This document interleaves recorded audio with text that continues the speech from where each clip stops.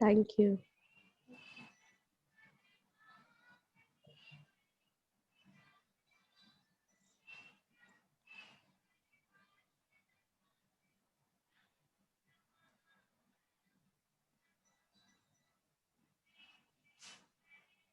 So okay, we'll start from income from salary, just revise करते हैं हम लोग.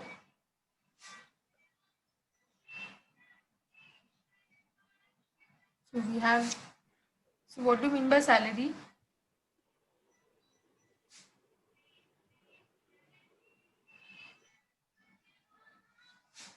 So there is a salary of basic charge. Basic charge means वहाँ पे हम लोग को सेक्शन बताया हुआ है अंडर सेक्शन 15. दैट मीन्स वो अंडर सेक्शन 15 के अंदर हम लोग को मीनिंग मालूम पड़ेगा कि सैलरी का मीनिंग क्या है. Because as I told you, like there are three types of like meaning differences, nature differences. Like if MPMLA gives like they get salary from government, and like agent principal they got the salary, and employee employer like salary. So we are talking about employer-employer relationship. Okay. So salary is taxable at earliest point, due or receive whichever is earlier. As I gave you the example also, Indian company and MNC company, you can see यहाँ पे हम लोग ने example लिया था India का. जैसे कि उसका डेट ऑफ ज्वाइनिंग 15 मई है, तो उसका ड्यू डेट कभी खत्म हो जाता है जब आपका मई मंथ पूरा खत्म हो जाता है, तो आपका ड्यू खत्म हो जाता है. तो due on 31st May. Okay. Yes. उसके बाद इसका रिसिप्ट कभी हो रहा है, आप देख सकते हो सैलरी डेट इज 10 जून. इसका रिसिप्ट डेट 10 जून है. तो गवर्नमेंट क्या बोल रही है, आपका ड्यू और receipt whichever is earlier, जो पहले हुआ होगा वो. तो ये सिचुएशन में हमारा ड्यू हुआ है पहले 31st में, तो मेरा टैक्स पे करने का जो डेट है वो 31st में रहेगा. मेरे को गवर्नमेंट को 31st मई को टैक्स पे कर देना है. मैंने दूसरा एग्जांपल दिया था आपको इन एमएनसी कंपनी का. जैसे कि उसका 5 अप्रैल उसका डेट ऑफ ज्वाइनिंग है, बट उसको सैलरी अप्रैल में ही मिल जा रहा है. बट उसका ड्यू जो हो रहा है वो कंप्लीशन ऑफ अप्रैल में होगा. 30th अप्रैल को उसका ड्यू हो रहा है, बट उसको सैलरी कब मिल रहा है, 27th अप्रैल को ही मिल रहा है. दैट मीन्स ड्यू और receipt whichever is earlier. So in this case receipt is earlier, so you have to pay on this date 27th April. Okay. Yes. So this is the meaning. First point is employer-employee relationship. There should be a relationship between employer and employees. Second point is agreement of service. Agreement. And third is course of employment. Course of. Like if you are getting the salary, like or payment, it should be the course of employment. Like as I told you, course of employment means, I gave you the example of this. Like अगर आप teacher हो and paper checking का काम extra कर रहे हो, तो paper checking का काम यहाँ पे काउंट नहीं होगा. अगर आपको वहां से सैलरी मिल रही है, that mean it goes to income from other source. It will not come into income from salary. तो it's not your permanent salary. Like like essential नहीं है यहाँ पे इसको लेना. ओके. Yes. पर इनकम फ्रॉम सैलरी हम लोग को यहाँ पे चार चीज़ें पढ़नी है. First meaning 17 section sub section 1 में हम लोग ने देख लिया कि उसकी मीनिंग क्या है. 3 पॉइंट है. एम्प्लॉयर एम्प्लॉय रिलेशनशिप होना चाहिए, and agreement of service, and third is payment should be in Course the of. Course of employment. So यहाँ पे हम लोग को डिडक्शंस भी देखना है. सैलरी में 2-3 डिडक्शंस है यहाँ पे, वो हम लोग देखेंगे. उसके बाद अलावेंसेज है, जो हम लोग ने ऑलरेडी देखा है, कल 2-3 देखे थे हम लोग ने allowances. Allowances is a extra benefit which you get from your employer. Retirement benefit, same you get from your employer after retirement. So it should like general point to be remember. You should remember this point. Like if you are getting salary or if you are getting wages, both are taxable in the head of income from salary. And if you are getting your salary from like more than one employer, it will also the taxable in the income from salary head. I give you the example now. Foregoing of salary, like if you're going to your job and they are not giving you salary, then also you have to pay tax to the government. If you're not getting also, then too. Okay. And if you got your salary and you surrender of your salary to the central government, and it will be the exempt. You don't have to pay the tax because you are paying whole of your salary to the government. Okay. So this is a salary received from former employer, present employer and prospective employer.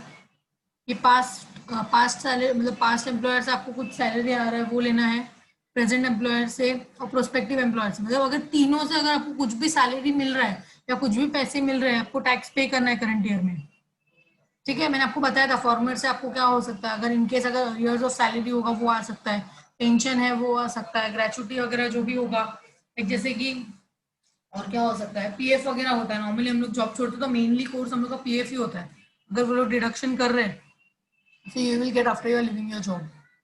So present employer से आपको salary मिलेगा, prospective employer से अगर आपको advance salary मिल रहा है, मतलब इन शॉर्ट प्रोस्पेक्टिव एम्प्लॉयर या फिर आप बोल सकते हो कि आपको एडवांस सैलरी मिल रहा है, then to be taxable in the head of income from salary.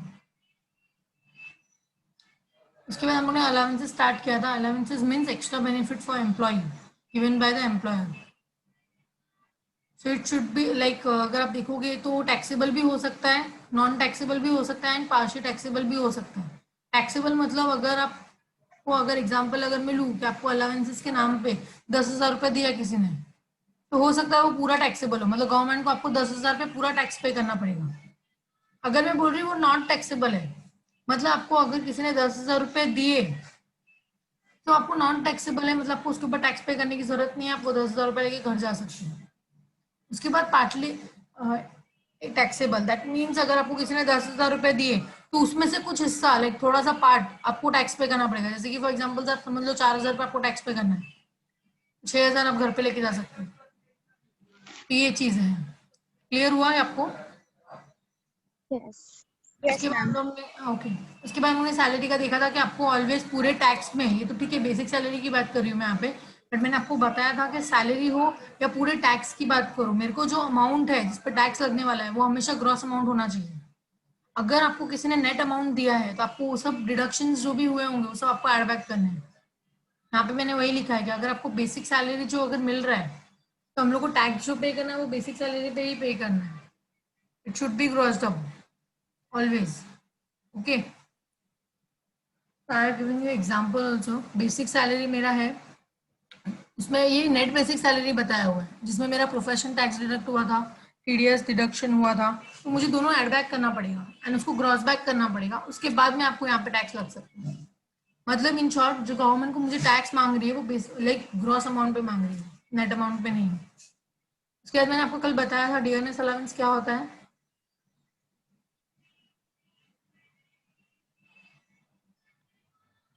क्या होता है?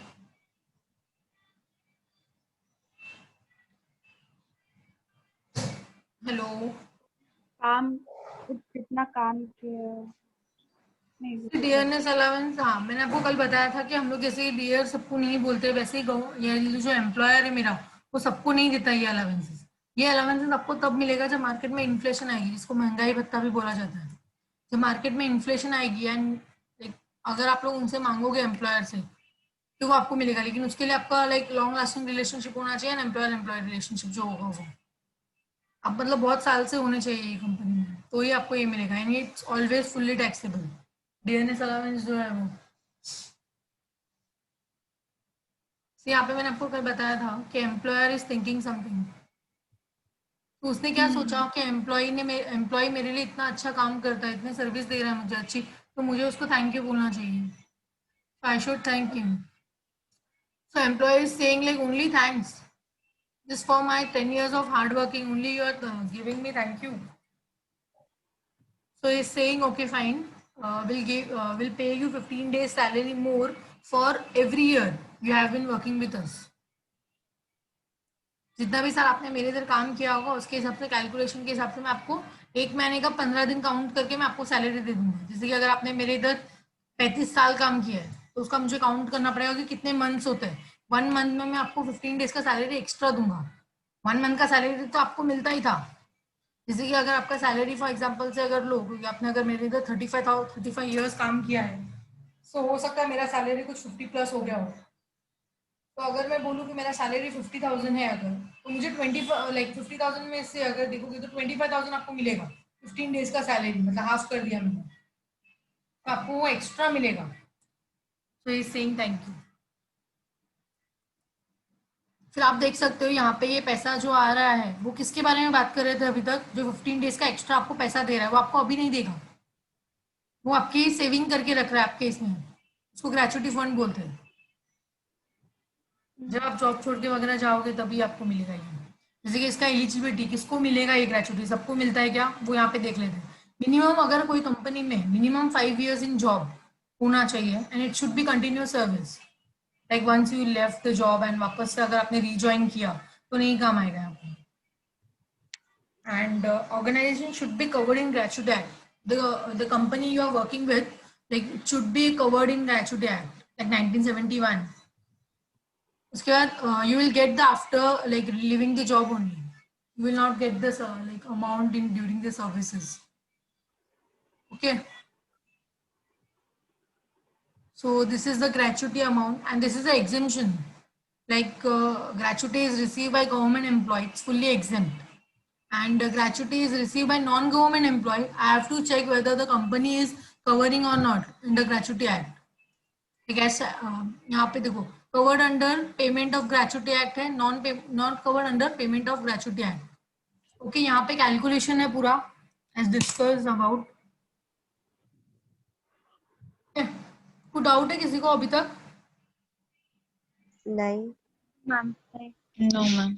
ओके, उसके बाद पेंशन की बात करते हैं हम लोग। पेंशन भी आपको मिलेगा, लाइक अगर ये सब आपकी सैलरी से लोग कुछ ना कुछ परसेंट डिडक्ट करते हैं, फिर आपको लास्ट में देते हैं।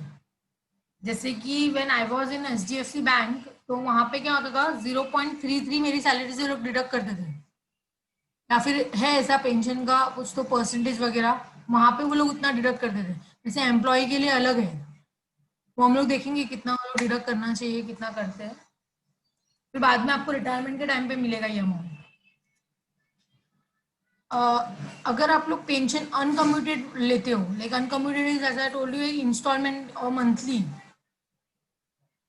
It should be always taxable whether you are government employee or not government employee, and you are getting the pension commuted together it's a whole amount. So I have to check whether government employee रहेगा तो fully exempt रहेगा, non government employee रहेगा तो I have to check the person is receiving the gratuity or not. If person is receiving gratuity, then 1/3 of amount is exempt, and only pension you are getting, then half of the pension is exempt. Okay.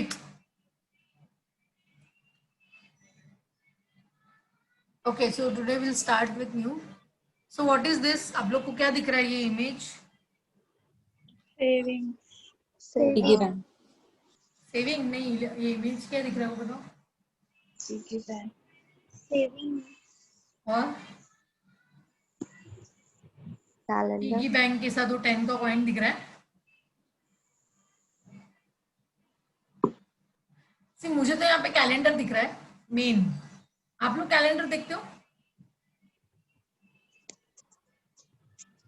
अरे please reply. Yes ma'am. क्यों देखते हो आप लोग calendar, क्यों देखते हो या फिर कब देखते हो? जब कोई फेस्टिवल्स आता है और ड्यू डेट्स के टाइम पे। Okay, no I am teaching you tax, that doesn't mean कि हम लोग ड्यू डेट ही देखेंगे, वो फेस्टिवल के टाइम पे वो देखते हैं। तो यहाँ पे ना हम लोग को भी देखना पड़ता है, ऐसे हम लोग कैलेंडर मैं कब देखती हूँ पता है, कब छुट्टी में आ रही है, छुट्टी कब आ रही है वो देखना पड़ता है। अगर हम लोग वर्किंग है तो आई हैव टू चेक यार यहाँ पे भी छुट्टी कब आ रही है, कौन से डेट पे छुट्टी आ रही है, कौन सा फेस्टिवल आ रहा है तो कभी छुट्टी मिलेगी, कितना दिन का छुट्टी मिलेगा, वो सब चेक करना पड़ता है। ये हम लोग की जैसे की बात है, हम लोग जो चेक करते हैं यहाँ पे। अभी कोई क्या करता होता है, कैलेंडर चेक करता है, अभी वो जैसे उसने भी काउंट कर लिया, जैसे कि अभी गणपति आ रहा था तो उसमें उसने दिन काउंट कर लिए क्या, हाँ भाई यहाँ पे 5 दिन का छुट्टी आएगा तो हम लोग चलो ठीक है 5 दिन एक्स्ट्रा। अभी मेरे को मैं सोचूंगी 5 दिन का छुट्टी मिला यार मुझे, तो मैं तो वो सोचूंगी। बट कोई क्या होता पता है, अरे यार 5 दिन का छुट्टी आ रहा है ना, घर पे क्या करेंगे यार, बोर हो जाएगा, घर वाले भी इतना कचकच करते हैं यार, ये करो वो करो, घर पे रहेंगे तो ये करना पड़ता है वो करना पड़ता है, ऐसा सब सोचते हैं। अब ये सिचुएशन में वो क्या बोल रहा है पता है, जो पर्सन है वो कैलेंडर चेक किया उसने, अभी बोला 5 दिन की छुट्टी आ रही है ना, मैं बॉस से बात कर लेता हूँ, सर मैं 5 दिन की छुट्टी मैं नहीं लूंगा, आप सबको दे दो, मेरे को नहीं चाहिए छुट्टी। क्यों ऐसा? अरे यार घर वाले ना बहुत, घर पे रहने के बाद तो मेरा काम करने ही नहीं देते, मोबाइल में ही करता रहता हूँ, ऐसे ही सब बोलते रहते हैं। ठीक है फिर क्या करेगा अभी, तू आ जा, ठीक है काम पे आ जाना 5 दिन, और क्या। सो आई गेट ना पे for that 5 days, okay I give you. तो यहाँ पे क्या हो रहा है, आपको छुट्टी के दिन का भी पैसा मिल रहा है। देखो यहाँ पे लीव एनकैशमेंट हो रहा है, जिस दिन छुट्टी है उस दिन आप काम पे जाते हो और आपको उसका सैलरी मिल रहा है। सबको नहीं मिल रहा है, जो जिसको घर पे कंटाला आता है, जो जॉब पे जा रहा है ना, उसकी बात चल रही है। छुट्टी के दिन भी अगर जो जॉब पे जा रहा है उसकी बात चल रही है लीव एनकैशमेंट। आप देख सकते हो अभी लीव एनकैशमेंट आपको मिला, सो लीव का जो सैलरी मिला वो भी टैक्सेबल है। तुम क्यों गए छुट्टी लेने का ना, गवर्नमेंट ऐसा बोलती है, छुट्टी के दिन भी आपने कमाया ना, हमको भी कमाने को दो। ठीक है, सो यहाँ पे हम लोग का topic next is leave encashment. ये भी एक अलावेंसेस है, जो सबको नहीं मिलता है, जो छुट्टी के दिन काम पे आएगा उसको भी मिलेगा, ये तो सीधी सी बात है। जब आप जॉब छोड़ के जाओगे फिर हम लोग काउंट करेंगे कि लाइक कितना डेज आया था। लाइक नॉर्मली क्या होता है पता है, गवर्नमेंट ने ऐसा बोल के भी रखा है कि अगर कोई भी एम्प्लॉय है वो पूरे 1 साल में 1 महीने की छुट्टी ले सकता है। 1 year is equal to 1 month, ऐसा बोला हुआ है। तो अगर आप लोग जॉब छोड़ के जा रहे हो, अगर आप काउंट कर रहे हो, जैसे कि आपने, मैं आपको एग्जांपल दे रही थी, आपने अगर 35 years काम किया है, सो 35 years जो आपने काम किया, तो मैंने अभी ऐसा बोला आपको 1 year is equal to 1 month, 35 years is equal to 35 months, so मुझे 35 मंथ का सैलरी एक्स्ट्रा मिलेगा, एक छुट्टी का जो भी रहेगा वो। क्लियर हुआ ये आपको? तो उसका भी आपको टैक्स पे करना पड़ेगा, टैक्सेबल ऑफ लीव एनकैशमेंट। यहाँ पे आप देख सकते हो टैक्स ऑन लीव एनकैशमेंट। अगर आपने ड्यूरिंग द सर्विस लिया, मतलब समटाइम क्या होता है पता है मेरे को, मतलब अगर मेरे को पैसे का रिक्वायरमेंट है आज, चलो तो मैं क्या करूँ, मैं लोन लेने जा रही हूँ, तो फिर लोन लेने के टाइम पे मैंने सोचा अरे यार मेरा पैसा तो यहाँ पे है ही ना जमा, मैं लीव एनकैशमेंट वगैरह रखते ही था यहाँ पे, तो उसका पैसा मुझे मिल सकता है। तो अगर ऐसा सोच के आपने सर्विस चालू है और आपने उससे लीव एनकैशमेंट ले लिया एम्प्लॉयर से, फुल्ली टैक्सेबल, गवर्नमेंट हो या नॉन गवर्नमेंट हो, कोई भी हो एम्प्लॉय, आपको पूरा टैक्स पे करना पड़ेगा। लेकिन अगर आप जॉब छोड़ के जाते हो या रिटायरमेंट होते हो तभी मिलता है अगर आपको लीव एनकैशमेंट, तो हमको चेक करना पड़ेगा कि आप गवर्नमेंट एम्प्लॉय हो या नहीं। क्योंकि अगर आप गवर्नमेंट एम्प्लॉय हो तो आपको टैक्स पे करने की जरूरत नहीं है, ये एग्जाम्प्ट होगा। और अगर आप नॉन गवर्नमेंट एम्प्लॉय है तो हम लोग को फिर से 2-3 कंडीशन, 4 कंडीशन है वो अप्लाई करनी पड़ेगी हमको।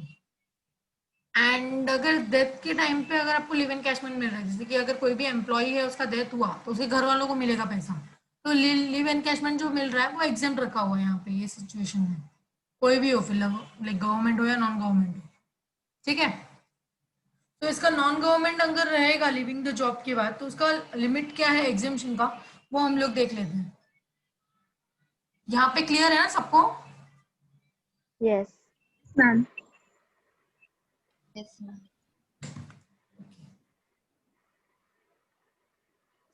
आप यहाँ पे देख सकते हो इसने लीव कमाया है, जितने भी उसको लीव कमाए, लाइक लीव लिया था, लीव नहीं लिया, उसके पीछे उसने जॉब जाके उतने पैसे उसने कमाए हैं यहाँ पे, तो उसका आपको टैक्स पे करना पड़ेगा। देख सकते हो आप टैक्स डिपार्टमेंट उसके पास कैसे आया हुआ है, तो आपने कमाया हमको भी दो पैसा।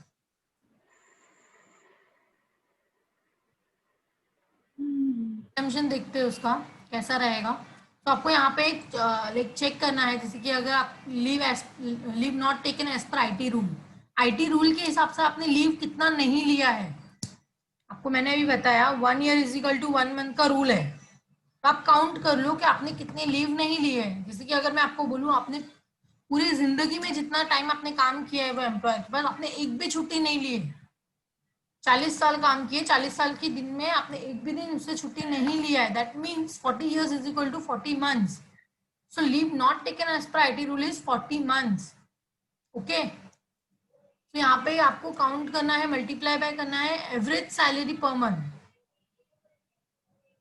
मतलब आपने अगर 40 मंथ्स की सैलरी नहीं ली है, मतलब अगर आपने लीव नहीं लिया है तो उसका सैलरी आपको मिल रहा है यहाँ पे, तो उसका पैसा मिल रहा है, तो उसको आपको एवरेज सैलरी पर मंथ से मल्टीप्लाई करना है। उसके बाद सेकंड देखो आपको बताया average salary per month into 10 आपको करना है। और उसके बाद थर्ड इज आपको एम्प्लॉयर से कितना पैसा मिल रहा है लीव के नाम पर। हाँ एवरेज सैलरी कौन सा लास्ट ऑन सैलरी क्या? नहीं, last 10 months. Last on. Yes, यहाँ पे देखो मैंने लास्ट में बताया है, यहाँ पे एवरेज सैलरी मतलब क्या? एवरेज मतलब आपको लास्ट 10 मंथ्स का एवरेज लेना है, मतलब आप जॉब जब छोड़ के जा रहे हो या जो भी है, जब भी ले रहे हो उसका लास्ट 10 मंथ्स का आपको काउंट करना है यहाँ पे, कि आपका लास्ट 10 मंथ्स का सैलरी कितना था, सबका टोटल लेना है, फिर डिवाइड बाय 10 करोगे तो आपका एवरेज मिलेगा। तो मुझे एवरेज सैलरी चाहिए वहां पे। फिर थर्ड अमाउंट मेरे को एम्प्लॉयर ने कितना दिया लीव एनकैशमेंट के नाम पे, एक्चुअल अमाउंट कितना रिसीव हुआ है, और मैक्सिमम अमाउंट गवर्नमेंट बोल रही है कि हम लोग 3 लाख रुपीज तक आपको एग्जाम रख सकते हैं लीव एनकैशमेंट में। अगर इसके ऊपर अगर आप कमाते हो तो आपको टैक्स पे करना पड़ेगा। तो ये 4 कंडीशन है, इसमें से विच एवर इज लेस, वो मैं यहाँ पे मैंने टिक नहीं किया है, विच एवर इज लेस वो आप लोग याद रखना है या लिख लेना जो भी है। विच एवर इज लेस जो भी रहेगा, सिर्फ ऑलमोस्ट जब भी जहाँ पे आपका बेनिफिट आता है ना, गवर्नमेंट वहाँ पे विच एवर इज लेस ही रखती है। जहाँ पे गवर्नमेंट का बेनिफिट आया वहाँ पे विच एवर इज मोर रहेगा, याद रखना है कभी भी। अभी यहाँ पे आपका कैसा है, विच एवर इज लेस रखा है क्योंकि यहाँ पे इन चारों में से सबसे छोटा जो अमाउंट होगा वो आपको कैलकुलेशन पार्ट के लिए लेना है, और आपको एक्चुअल अमाउंट जितना मिला होगा, सी नॉर्मली पूरे टैक्स में अगर जहां पे भी हम लोग एग्जाम्पशन अमाउंट कैलकुलेट कर रहे हैं ना, तो उसको रिकॉर्ड किस तरह से करना है, आपको इस तरह से रिकॉर्ड करना है जैसे कि अगर मेरे को एक्चुअल अमाउंट कितना मिला माइनस एग्जाम्पशन लिमिट मेरा क्या है, so you will get the taxable amount. So उसके ऊपर मुझे टैक्स पे करना है। फॉर एग्जाम्पल से अगर मैं आपको बोलूँ कि मेरे को एम्प्लॉयर के नाम से लाइक ये है, उसमें मुझे ना लिव एनकैशमेंट में 4 लाख रुपीज मिला, लिव एनकैशमेंट के नाम पे इतने पूरे साल भर में 4 लाख रुपया मिला मुझे।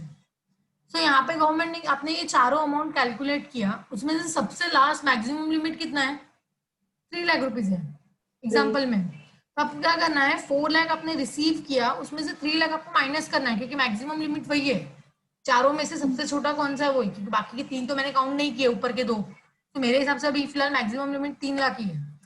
So 4 lakh minus 3 lakh, that means 1 lakh, तो आपको you have to pay the tax to 1 lakh rupees. Clear हुआ? Yes. Yes, ma'am. आगे बढ़े, नेक्स्ट पे जाए। See, next is retrenchment under the Industrial Dispute Act 1947. See, retrenchment compensation होता है, ये तो ठीक है, इंडस्ट्रियल डिस्प्यूट है वहां पे, जैसे कि डिस्प्यूट्स होते रहते हैं, पता है एम्प्लॉयर एम्प्लॉय के बीच में कुछ ना कुछ तो होता ही रहता है, डिस्प्यूट्स वगैरह। तो ये सिचुएशन में क्या होता है पता है, यहाँ पे आपको रिट्रेसमेंट कॉम्पनसेशन दिया जाता है, वो भी टैक्सेबल होगा। ये किसको दिया जाएगा, कौन से एम्प्लॉय को देने का रिट्रेसमेंट कॉम्पनसेशन, एंड होता क्या है ये, आपको क्या लगता है, सुना है कभी इसके बारे में, सुना है कभी रिट्रेसमेंट कॉम्पनसेशन के बारे में? May be workers, factory workers को मिलता है ये। ओके, सी यहाँ पे क्या है, ये रिट्रेसमेंट कॉम्पनसेशन है, अगर आप देख सकते हो तो यहाँ पे लेफ्ट साइड पे एम्प्लॉयर खड़ा है और वो कुछ बोल रहा है, क्या बोल रहा है,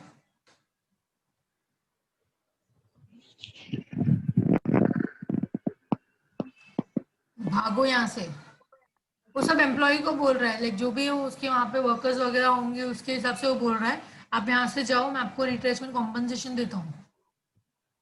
क्यों भाई, रिट्रेसमेंट कॉम्पनसेशन सी नॉर्मली क्या होता है पता है, ये रिट्रेसमेंट कॉम्पनसेशन जो है, employee termination by employer of the service of workman, जो वहां पे कंपनी में काम कर रहा है उसका टर्मिनेट करवाते हैं और पैसे देके फिर वहां से उसको रफा दफा करते हैं। तो यहाँ पे जब आप किसी को लाइक पैसे देके रफा दफा कर रहे हो तो एम्प्लॉय को पूछेगा ना, या वर्कमैन जो भी होगा वर्कर यहाँ पे, वो पूछेगा आप मुझे जॉब से क्यों निकाल रहे हो, आप टर्मिनेट क्यों कर रहे हो मुझे। तो यहाँ पे ये जो है ना, ये क्यों करते हैं पता है, रिट्रेसमेंट कॉम्पनसेशन क्यों देते हैं, ये लोग कॉस्ट कटिंग के लिए देते हैं, एम्प्लॉयर लोग का ये प्लान होता है, ये कॉस्ट कटिंग के हिसाब से वो लोग वर्कर लोग को कम कर देते हैं एंड वो लोग को कुछ लमसम अमाउंट देके चले जाने को बोलते हैं। क्योंकि नॉर्मली क्या होता है, वर्कर्स लोग जाएंगे कहाँ पे अभी अचानक से, ऐसे तुम अचानक से निकालोगे Layoff किसी को वगैरह भी, के टाइम पे। हाँ हाँ, तो यहाँ पे क्या होता है, ये लोग को अचानक से भेजेंगे तो कहाँ पे जाएंगे, जब तक दूसरा जॉब मिलेगा तब तक ये लोग को कुछ तो चाहिए कि नहीं, तो वो लोग ये कॉम्पनसेट अमाउंट देते हैं। तो आप लोग को यहाँ पे जब निकालना है एम्प्लॉयर को, तो यहाँ पे लाइक अच्छा ये क्या बोलते हैं, डिसिप्लिनरी वाला है, आप एग्जांपल नहीं दे सकते हो कि यू आर द एम्प्लॉयर या यू आर द वर्कर, आपने डिसिप्लिन अच्छे से नहीं किया अपनी कंपनी में तो हम आपको निकाल रहे हैं, ये वाला रीजन नहीं दे सकते हो, आपको वैलिड रीजन देना पड़ेगा। नॉर्मली अगर आप निकाल रहे हो किसी को भी, कोई भी रीजन हो सकता है टर्मिनेट का, वो आपको क्यों भी नहीं, कुछ भी रीजन देके आपको निकाल सकता है, लेकिन वैलिड रीजन होना चाहिए, जेन्युइन होना चाहिए। ये रीजन नहीं चलेगा कि आपका डिसिप्लिन आप बरोबर नहीं थे, आप डेली आते नहीं थे, लाइक जैसे डिसिप्लिनरी लाइक जो होता ना, जैसे आपने ये रूल नहीं फॉलो किया, रूल्स एंड रेगुलेशन फॉलो नहीं किए, तब नहीं बोल सकते हो आप, आपको कुछ और वैलिड रीजन देना पड़ेगा। देखो यहाँ पे मैंने वही की बताया हुआ है कि termination should not be as a measure of punishment by way of disciplinary action. वही आप रूल्स एंड रेगुलेशन फॉलो नहीं करते थे इसके लिए हम आपको निकाल देते हैं जॉब से, ऐसा वैसा आप नहीं बोल सकते हो, आपको कुछ और लाइक वैलिड रीजन देना पड़ेगा। मेन जो होता है ये कॉम्पनसेशन देने का ना, वो लोग कॉस्ट कटिंग के लिए ही करते हैं, आपके ऊपर कुछ भी लाइक बोल सकते हैं, आपको मैं काम दे रहा हूँ आप कर ही नहीं रहे हो, आप आते हो सिर्फ बैठे रहते हो मोबाइल में ही करते हो, आप काम कर ही नहीं रहे हो, लाइक कुछ भी रीजन हो सकता है। Clear? Yes, ma'am. So next is voluntary retirement scheme. जैसे आपको रिट्रेचमेंट कॉम्पनसेशन मिलता है, वो आपको कौन देता है, वो आपको एम्प्लॉयर आपको टर्मिनेट कर रहा है, आपको कॉम्पनसेट करके भगा रहा है, आप भाग जाओ यहाँ से। आपको 10 मिनट्स के बाद फिर से कनेक्ट करना है। Okay, voluntary retirement scheme means what, employee खुद से रिटायर होना चाहता है यहाँ पे, वॉलेंट्रीली, खुद से उसकी मर्जी से, लाइक उसका रिटायरमेंट आया नहीं है बट वो खुद से अभी यहाँ पे रिटायर होना चाहता है, तो उसको कॉम्पनसेट होगा यहाँ पे। तो अगर आपने अच्छे से काम किया है उनकी कंपनी में एम्प्लॉयर के हिसाब से, तो आपको वॉलंटियर, अगर आप उसको बोलोगे कि नहीं यार अभी मेरा अभी लाइक जैसे कि 50 एज हो गया, अभी मैं खुद से रिटायर ले रहा हूँ, बट रिटायरमेंट एज लाइक अभी 8 साल और है, 58 तो हुआ है नॉर्मली अभी, या 60 तो था ही पहले से, तो अभी वहाँ पे क्या हो रहा है, आपका रिटायरमेंट का एज बाकी है, लेकिन फिर भी हम आपको बोल रहे हैं यार नहीं सर हम अभी काम नहीं कर सकते। तो अगर आपने मेरी कंपनी में बहुत अच्छे से काम किया है, लाइक लॉयल थे आप, इतने साल से हो, तो आपको आप ऐसा बोलोगे ना, तो हम लोग आपको वॉलंटरी स्कीम भी दे सकते हैं। ठीक है ना यार, अभी बेचारा ऐसा बोल रहा है, इतने साल इसने मेरे लिए काम किया, थोड़ा कॉम्पनसेट कर देते, आगे वाली आने वाली जिंदगी में काम आएगा इसको, थोड़ा बहुत पैसा जो भी देगा वो कुछ भी अमाउंट कॉम्पनसेट कर सकते हैं। तो अगर ऐसा कुछ है तो भी वो टैक्सेबल है। तो यहाँ पे लोग ने लिमिट दिया हुआ है, दोनों में 5-5 लाख रुपीज तक बोला हुआ है। अगर आपको रिट्रेचमेंट कॉम्पनसेशन या वॉलंटरी रिटायरमेंट कॉम्पनसेशन दोनों के मतलब दोनों के लिए 5-5 लाख का लिमिट है। अगर इसके ऊपर मिला तो आपको टैक्स पे करना है, इसके नीचे मिला तो आपको टैक्स पे करने की जरूरत नहीं है। जैसे कि अगर आपने बोला नहीं सर मैं रिटायर हो गया, मतलब खुद से लेना चाहता हूँ, मैं भी काम नहीं होता अभी मुझसे, तो ऐसा सब उसने बोला तो ठीक है, उसने उसकी मर्जी से 3 लाख रुपए आपको दे दिए, खुशी खुशी दिए उसने, चलो ठीक है यार 3 लाख रुपए ले लो, ये 5 लाख से कम है, 5 लाख से कम है, मतलब आपको टैक्स पे करने की जरूरत नहीं है, बिकॉज 5 लाख तक तो गवर्नमेंट ने भी आपको एग्जेम्पशन दिया हुआ है। उसके बाद रिट्रेचमेंट में भी सेम सिचुएशन है, अगर आप किसी एम्प्लॉयर को निकाल रहे हो, आप बोल रहे हो नहीं यार इसको निकाल देते हैं, कॉस्ट कटिंग, इसकी सैलरी मेरा बहुत जा रहा था इसके पीछे, या वेजेस ज्यादा जा रहा था इसके पीछे, तो इसको निकाल देते हैं हम लोग, तो आप रीजन कुछ भी दे दो, लेकिन आपको कॉम्पनसेट तो करना पड़ेगा एक अमाउंट। जब आप कुछ अमाउंट कॉम्पनसेट कर रहे हो, अगर जैसे कि आपने कुछ 6-7 लाख रुपए दे, जैसे कि एग्जाम्पल आपने 7 लाख रुपए दे दिए उसको, तो 5 लाख तक एग्जाम्पशन है, 2 लाख के ऊपर आपको टैक्स पे करना पड़ेगा। क्लियर हुआ आपको ये पॉइंट? दोनों में डिफरेंस समझ में आया? वॉलंटरी रिटायरमेंट मतलब एम्प्लॉय खुद से रिटायर होता है, यहाँ पे खुद से जॉब छोड़ के जाता है। रिट्रेचमेंट कॉम्पनसेशन मतलब आपका एम्प्लॉयर खुद से वहां से भगा रहा है, भागो यहाँ से। ठीक है, दोनों में डिफरेंस क्लियर है?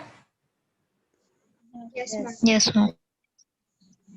ओके, यहाँ पे आप देख सकते हो रिट्रेचमेंट कॉम्पनसेशन, वॉलंटरी कॉम्पनसेशन मैंने आपको बताया, आपको लाइक कितना मिल रहा है, एक्चुअल कॉम्पनसेशन रिसीव कितना है, और मैक्सिमम लिमिट हम लोग 5 लाख रुपए देंगे दोनों में, जैसे मैंने आपको बताया। फर्स्ट वाले में मैंने आपको एग्जांपल दिया कि एक्चुअल आपको 7 लाख रिसीव है, मैक्सिमम 5 लाख है, दोनों माइनस करो, जितना बचेगा उतना टैक्सेबल। सिर्फ पूरे टैक्स में आपको यही करना है, जहां पे भी एग्जेम्पशन आपको मिल रहा है आपको पूरे टैक्स में यही करना है कि कितना मिल रहा है उसमें से कितना लिमिट है माइनस करो, बाकी का जो बचा वो मेरा फुल्ली टैक्सेबल। क्लियर हुआ ये point? Yes, ma'am. So next is bonus. यहाँ पे बोनस मिलता है, पता है आपको? तो यहाँ पे मैं बोनस पे टैक्स पे करूँ या नहीं, क्या लगता है आपको? हाँ करना ही पड़ेगा, पहले ही बोल दिया आपको, कोई भी किसी भी अमाउंट लाइक तरह से आपको अमाउंट मिले आपको टैक्स पे करना ही है। लाइक आप उसको नाम कुछ भी दे दो, बोनस नाम दो या कुछ भी नाम दो, टैक्स तो पे करना ही है। लेकिन ये जो बोनस में टैक्स पे करूंगी, जैसे कि फॉर एग्जाम्पल से एक कंपनी है, उसमें एक लाइक काम मिस्टर ए काम कर रहे हैं, उसको डिक्लेयर किया, लाइक आके बोला कि आप एक काम करो, अभी दिवाली आ रहा है ना, तो दिवाली में आके आप बोनस लेके जाना। उसको बोल दिया, लास्ट टाइम वो नहीं था, इस बार है वो, तो उसको याद से बोल दिया कि आप आके लेके जाना, 14 तारीख या 15 तारीख को आप आओ और आप एक काम करो, आप आके चेक लेके जाओ बोनस, या फिर जो भी गिफ्ट हम लोग देंगे बोनस आपको वो आप लेके जाओ। उसने बोला ठीक है। फिर दिवाली आ गया फॉर एग्जाम्पल से, जैसे कि दिवाली आने के बाद वो वहां पे लेने के लिए गया, तो कंपनी तो बंद है, दिवाली की छुट्टी है बोल के। तो अभी ये सिचुएशन में आप टैक्स पे करोगे या नहीं करोगे?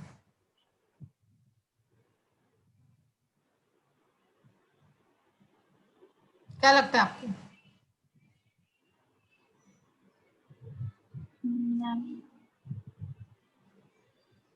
हाँ रिसीवेबल है ना, शायद बाद में मिलेगा दिवाली पे। मेरे सिचुएशन में आप ऐसा देखो कि अगर अभी आप लेने के लिए गए तभी ऑफिस बंद है, बाद में नहीं मिलेगा। अभी बोल नहीं सकते बाद में मिलेगा या नहीं, कुछ बोल नहीं सकते। अच्छा मतलब अगर आपको पता है कि बाद में मिलेगा तो आप टैक्स पे कर दोगे ना। सी यहाँ पे क्या होता है, ये ना बीच में डिस्प्यूट्स हो गया था, मतलब बीच में लाइक 2000 पहले की बात है, 2001 के पहले की बात है ये तो। एक कंपनी में ऐसे ही हुआ था, वो कंपनी वाले ने ना सब वर्कर्स लोग को या सब एम्प्लॉय लोग को ना डिक्लेयर कर दिया था कि आप 15 तारीख को आके सैलरी लाइक बोनस लेके चले जाना। एंड उस दिन वो सब बंद करके वो सब चला गया था उसने, और वहां पे बताया कि हमारी फैक्ट्री में आग लग गई है करके।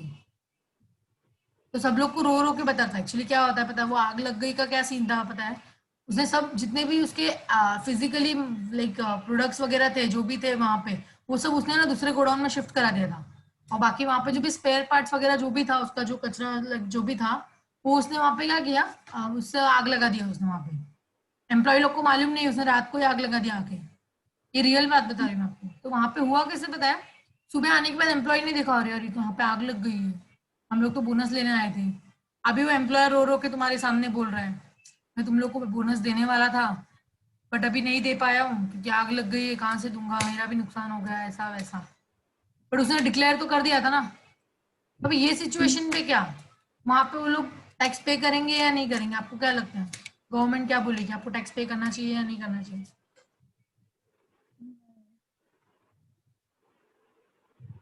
से ये सिचुएशन में भी आपको टैक्स पे करना पड़ेगा वहां पे, लाइक जब भी जो सीन हुआ था मैं उसकी बात कर रही हूँ। वो लोग को टैक्स पे करना पड़ा जबकि वो लोग को पैसा हाथ में आया ही नहीं था, सिर्फ डिक्लेयर किया था कि पैसा मिलने वाला है। क्योंकि पहले ऐसा कुछ रूल ही नहीं बनाया था, गवर्नमेंट ने क्या बोला, ड्यू और receive which ever is earlier ना। सीन क्या है हमारा, सो रिसीव तो हुआ ही नहीं, ड्यू तो हो गया, डेट आ गई ना, ड्यू हो गया, Yes. मुझे मिला ही नहीं। गवर्नमेंट वो थोड़ी देख रही है ड्यू और रिसीव व्हिचएवर इज अर्लियर। इसके लिए बोनस के लिए गवर्नमेंट ने रूल बनाया है, bonus is taxable at receipt only, क्योंकि वहां पे बहुत सारे लोगों का नुकसान हुआ था तभी, तो तब से ये रूल बनाया है कि अगर एम्प्लॉय टैक्स पे करना चाहता है बोनस पे, तो जब उसको मिलेगा हाथ में एक्चुअल पैसा आया तो ही टैक्स पे करने का, अगर बोनस रिसीव है तो ही। बोनस डिक्लेयर पे कोई टैक्स नहीं लगता है। क्लियर? क्योंकि सिर्फ डिक्लेयर हुआ ना यार, मुंह से बात की है, मिला ही नहीं है मुझे पैसा। क्लियर हुआ? Yes. Yes, ma'am.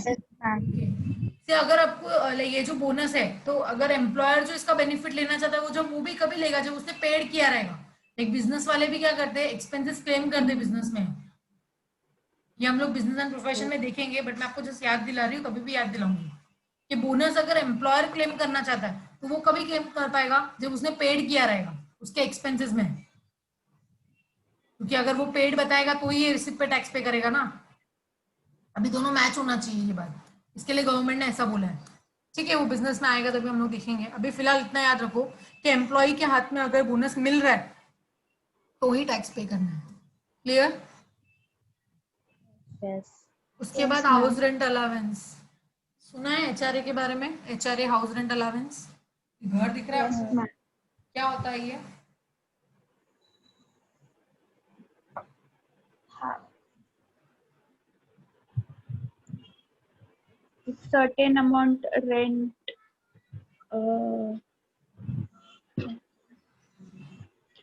Yes rent. Okay ठीक है, चलो देखते हैं, एक वो एग्जांपल लेते हैं। सैलरी में देते हैं। यस एचआरए दिया जाएगा, सबको देते हैं क्या? No, only those who are staying in rent apartment.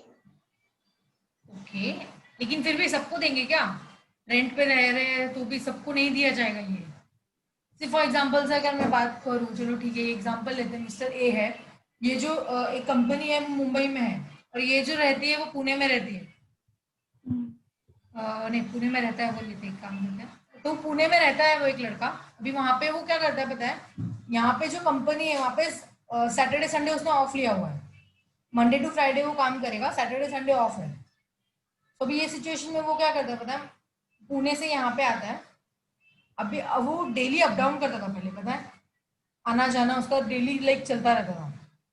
तो अभी यहाँ पे हो कैसा रहा है, एक दिन हुआ कैसा, फ्राइडे आ गया, लाइक काम करते करते आज फ्राइडे हो गई, फ्राइडे, हाँ वैसे आज फ्राइडे ही, ओके, तो आज फ्राइडे हो गई। अभी यहाँ पे हुआ कैसा, मेरा काम 2 बजे क्लियर हो गया, मैं यहाँ से अभी पुणे के लिए निकल रहा हूँ फॉर एग्जाम्पल से, ऐसा उसने बोला, और वो 2 बजे निकल गया पुणे के लिए, बॉस था नहीं ऑफिस में, एंड वो वहां से निकल गया 2 बजे, घर पहुंचा, लाइक